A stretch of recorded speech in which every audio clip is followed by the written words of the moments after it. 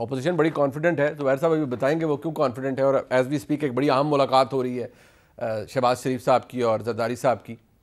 आप लोग को ओवर कॉन्फिडेंट लग रहे हैं, as if nothing will happen. आपको किसी ने राइटिंग ऑन द वॉल है, कोई लिखा हुआ है, इज इट विद यू, या आप पास्ट एक्सपीरियंस को जेहन में रख के कहते हैं कि पिछले 2.5 सालों में इन्होंने जितनी होल्स्टर से तलवारें निकाली और लहराई और फिर वापस होल्स्टर में डालनी पड़ गई, अब भी इनके पल्ले कुछ नहीं होगा? मेरे साहब बहुत शुक्रिया। बहुत सारी इसकी वजूहत हैं हमारे एतमाद की। एक तो आपने बता दिया कि कौमी असम्बली में हम वाज़ेह अक्सरियत में हैं और इन्होंने जिन जिन हमारे एलाइज़ के बारे में बातें की उन्होंने इनको जवाब भी दे दिया। माजी में भी उन्होंने बड़े दावे किए कि ये लोग हमारे साथ हैं। ये तो एक और बात है, ये तो नंबर गेम है।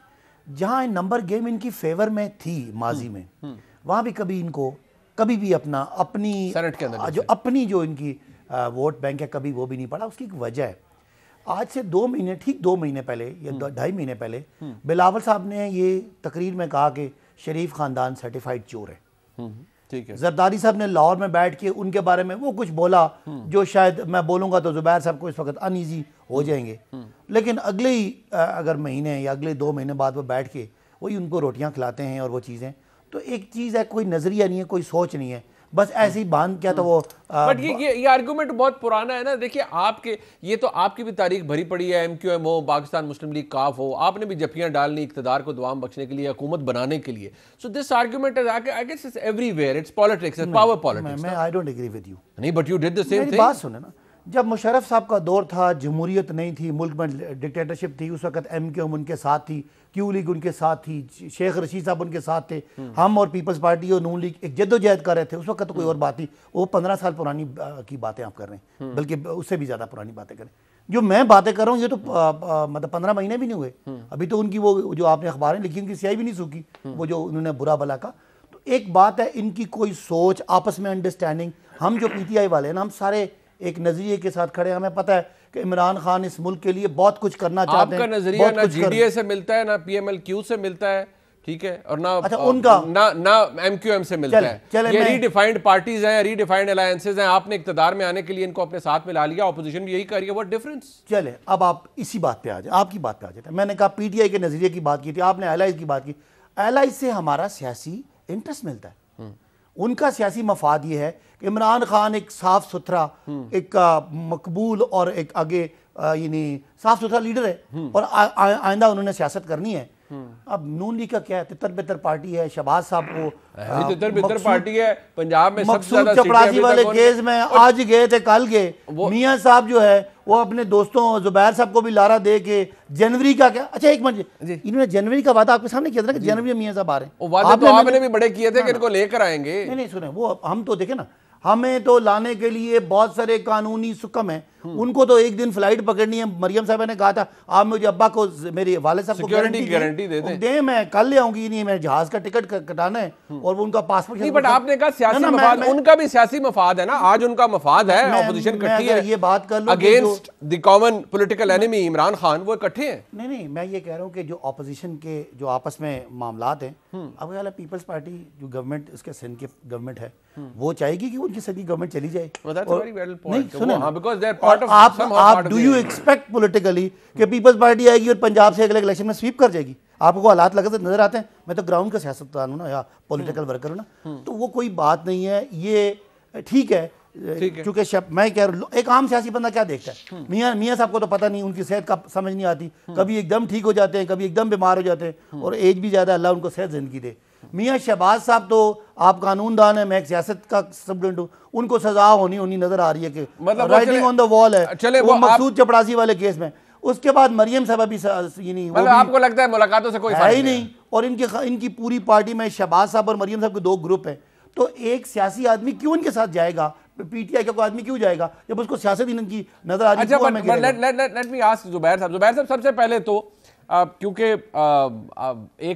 एक दावा किया गया था या कहा गया था कि शहबाज शरीफ साहब की मुलाकात हो चुकी है, लेकिन अब जो तरीन साहब का ग्रुप है उसी के जो तर्जुमान है सईद अकबर साहब, वो ये कह रहे हैं कि मुलाकात नहीं हुई है। शायद खकान भाई साहब ने भी कहा कि मुलाकात नहीं हुई है, लेकिन शेख रशीद साहब मशवरा दे रहे हैं इमरान खान साहब को कि वो तरीन साहब से मिलने। अब एक मुलाकात एज वी स्पीक दोबारा हो रही है शहबाज साहब की जरदारी साहब से। अब जो मोहब्बत एक दूसरे के लिए ये जमातें रखती थी, जिसका इजहार अब्बासी साहब ने किया है, वो ये कह रहे हैं कि जो मर्जी कर लें, बेशक आपका सियासी इंटरेस्ट इमरान खान साहब के खिलाफ है, लेकिन कुछ हो नहीं पाएगा।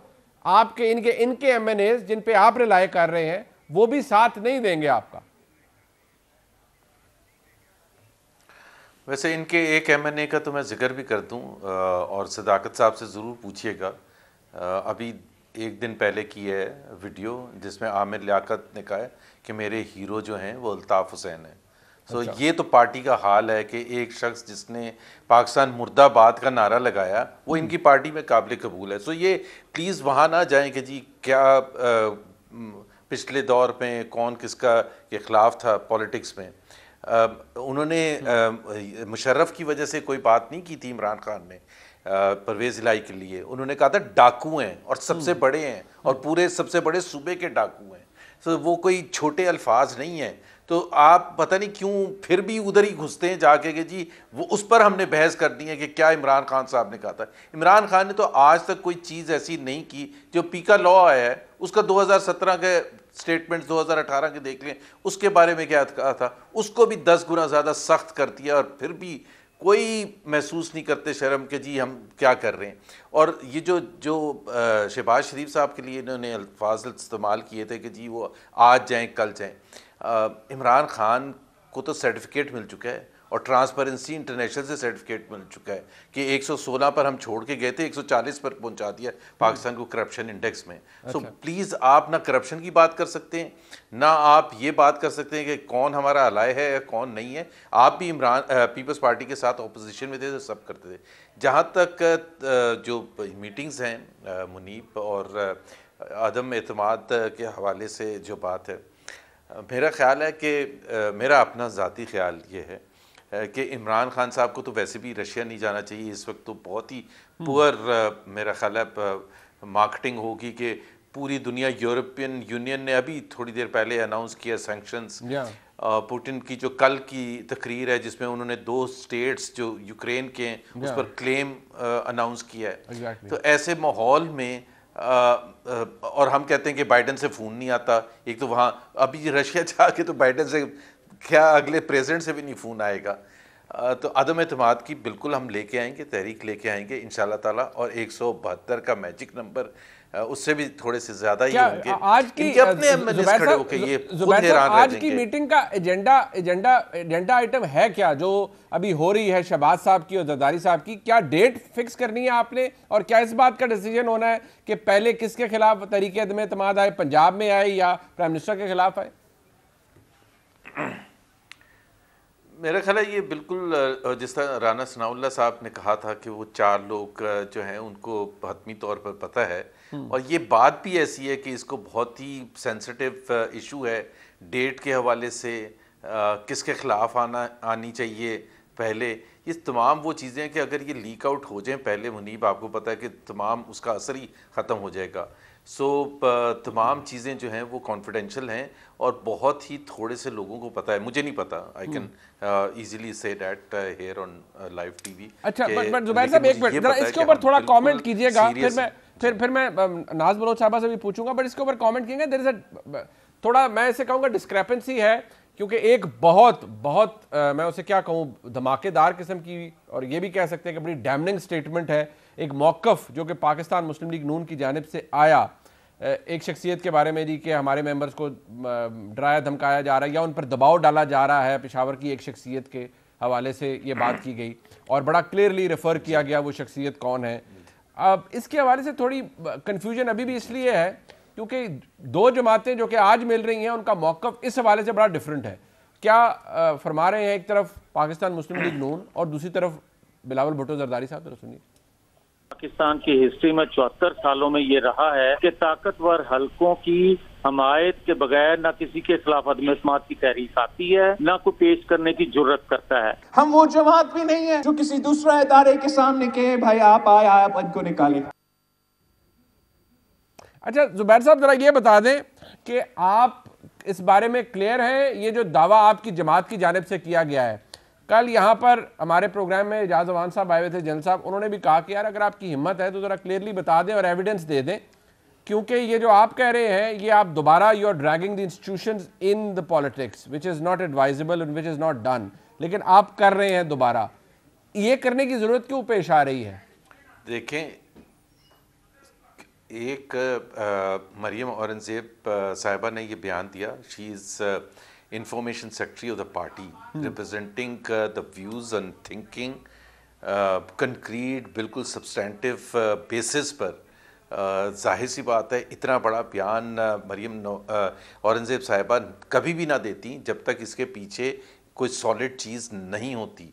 सो एक पार्टी का मौक़िफ़ उन्होंने बयान किया है। इजाज़ अवान साहब के लिए बहुत आसान है, बहुत आसान है। वो तो ये भी डिनाई करते हैं कि मुशर्रफ साहब पॉलिटिक्स में थे, वो तो ये भी डिनाई करते हैं कि ज़ियाउल हक ने कभी पॉलिटिक्स की थी, वो तो सब डिनाई करते हैं। लेकिन पाकिस्तान में 35 साल डायरेक्टली और उसके अलावा भी हम सबको पता है कि किस तरह से पॉलिटिकल मैटर्स में इन्वॉल्वमेंट रही है।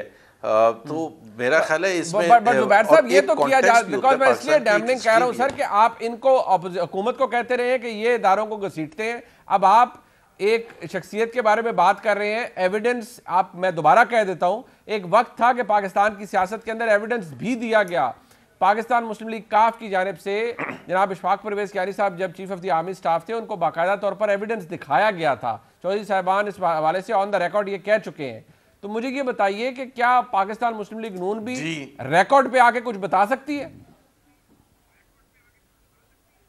वो जब आप जिसकी रिकॉर्ड की बात कर रहे हैं, चौधरी परवेज़ इलाही ने अपने इंटरव्यू में जिक्र किया था, वो काफ़ी सालों के बाद किया था। कि जी वो जो पीटीआई को जिस तरह से बनाया गया था, let me just complete this, PTI को जिस तरह से बनाया गया था, बंदों को डरा धमका के पीटीआई में शामिल करवाया जा रहा था पीएमएलक्यू से तोड़ के। और ये परवेज़ इलाही साहब के, आपको भी पता है, मेरे नहीं है, जो इनके अलाए हैं, उन्होंने कहा और इसी दौर में कहा, बताया कि जी किस तरह से पीटीआई बनी थी। तो वो तो एक हमारी खुशनसीबी है कि हम सबको उनकी तरफ से, उनके मुंह से पता चला जो उनके अलाए हैं कि पीटीआई बनी कैसे थी। और हम तो कहते ही अक्टूबर 2011 में जिस तरह से बनाई गई थी पीटीआई को, सबको तोड़ के, डरा के, धमका के, perhaps you are also waiting for the time to pass, आप बाद में ये बताएंगे 22 साल जद्दोजहद है। ठीक है, आप भी वक्त गुजरने के बाद ही शायद इससे इतना तो बता दिया जी। ठीक है, अच्छा मैंने बता तो दिया, अब इतना हाँ नहीं जाहिर बात है, बता तो दिया। अब आप और हम आपसे क्या पूछें, फिर भी पूछना तो बनता है, कुछ सवाल ऐसे होते हैं। नाज बलोच साहबा, अगेन मुलाकात हो रही है, एजेंडा इज, क्या ये तफरीक अब भी पाई जाती है? क्योंकि पहले आप में और पीपल्स और पाकिस्तान मुस्लिम लीग नून में यही डिफरेंस था। पाकिस्तान मुस्लिम लीग नून ये कहती रही कि यदि अदम एतमाद किया, आप कहते रहे पंजाब में, वो कहते रहे आप सेनेट में ले आए, तो कम अज कम अब भी यही बहस होती रहेगी, आप डिसाइसिव एक्शन हो रहा है ऑपोजिशन की जानिब से अगेंस्ट द प्राइम मिनिस्टर, इस बात पे कंसेंसस है? बिस्मिल्लाहिर्रहमानिर्रहीम।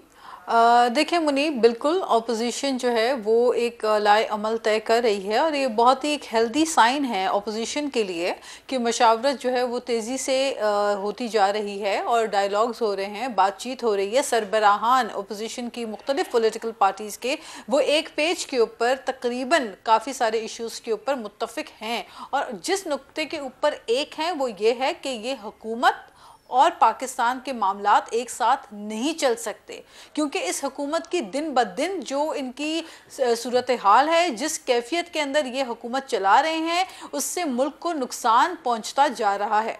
इस वक्त पाकिस्तान की आवाम परेशान है, बिजली हो, गैस हो, महंगाई हो, बेरोज़गारी हो, हर चीज़, और करप्शन हो, हर फील्ड में आप उठा के देख लें कि ये हुकूमत के जो आदाद शुमार आ रहे हैं वो बहुत खौफनाक हैं। फिर उसके ऊपर जो जिस किस्म की कदगन लगाई जा रही है सहाफत के ऊपर, उसके ऊपर जर्नलिस्ट, तमाम PFUJ समेत सब सरापा एहतजाज हैं। यानी कि ये हुकूमत अपनी नाकामी को ढांपने के लिए ये चाहती है कि लोगों की जबान बंद कर दी जाए। ये चाहते हैं कि कल तक ये तो सबको चोर चोर चोर कहते थे, लेकिन आज अगर कोई इनको चोर कहे तो वो उनको उसको जेलों के पीछे डाल दिया जाए। ये चाहते हैं कि कल तक ये तो दूसरों को डाकू डाकू कहा करते थे और करप्ट कहते थे, माफिया कहते थे, लेकिन आज इनको चीनी चोरी एक बात है, ये इनका जो कुछ भी है, व्हाटएवर दे हैव डन, ये जितने मर्जी अनपॉपुलर हो जाए, मेरा सवाल सुन लीजिएगा, आसान हो जाएगा। क्या आप आज अगर बिलावल भुट्टो जरदारी साहब या पाकिस्तान पीपल्स पार्टी ये फैसला करती है जी 27 को हमने आना है, अब पता नहीं वल्लाह आलम किस धमाके का वो बता रहे थे जो हो चुका होगा, मुझे ये बताएं अगर यहाँ आना है और वो कहते हैं जी जलसा करेंगे धरना नहीं होगा, तो इमरान खान साहब की सेहत पर उस जलसे का और आपकी लॉन्ग मार्च का क्या असर पड़ेगा? शेख रशीद साहब कह चुके हैं आइए आपको सियासी मार ही पड़ेगी। चले जी 126 दिन जो है कौन सी इनको सियासी मार पड़ी थी उसका भी जिक्र कर दें और बता दें कि जब धरना, असल में बात यह है नहीं कैपिटल अंडर सीज हो गया था पूरा पाकिस्तान का 126 दिन के धरने में, आप क्या बात कर रहे हैं? आप ये कर पाएंगे जो ये इन्होंने किया था? मेरी गुजारिश सुनने 100 असल में शेख रशीद साहब का तजुर्बा 126 दिन वाले धरने का है। अच्छा, जिसमें ये जिस तरह ये हुकूमत को निकालने की जो कोशिश कर रहे थे उसमें ये खुद नाकाम हो गए। इनको लग रहा है कि यहाँ पर भी ये भूल रहे हैं कि आज की ऑपोजिशन जो है वो कितनी एक्सपीरियंस्ड, तजुर्बेकार और जमहूरी है।